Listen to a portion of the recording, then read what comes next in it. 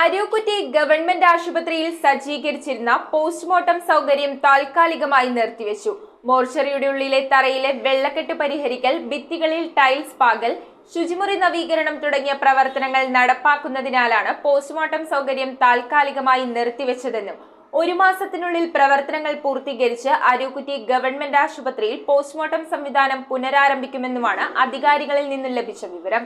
താലൂക്കിലെ ഏക പോസ്റ്റ്മോർട്ടം കേന്ദ്രവും നിശ്ചലമായതോടെയാണ് നാട്ടുകാർക്ക് Alappuzha medical college, Ernakulam general ആശുപത്രി എന്നിവിടങ്ങളെ ആശ്രയിക്കേണ്ട സ്ഥിതിയിലായത്. തൈക്കാട്ടുശ്ശേരി ബ്ലോക്ക് പഞ്ചായത്തിന്റെ നിയന്ത്രണത്തിലുള്ളതാണ് അരൂക്കുറ്റി ഗവൺമെന്റ് ആശുപത്രി. 5 വർഷം മുമ്പ് ഇവിടുത്തെ പോസ്റ്റ്മോർട്ടം ബ്ലോക്ക് സ്ഥാപിച്ചതാണെങ്കിലും പ്രവർത്തനരഹിതമായിരുന്നു. ചേർത്തല താലൂക്ക് ആശുപത്രിയിലും തുറവൂർ ആശുപത്രിയിലും നവീകരണം നടക്കുന്നതിനാലാണ് പോസ്റ്റ്മോർട്ടം യൂണിറ്റ് അരൂക്കുറ്റി ആശുപത്രിയിൽ പ്രവർത്തനം ആരംഭിച്ചത്. തൈക്കാട്ടുശ്ശേരി ബ്ലോക്ക് പഞ്ചായത്തിന്റെ ഫണ്ടാണ് മോർച്ചറി നവീകരണത്തിന് ഉപയോഗിക്കുന്നത്.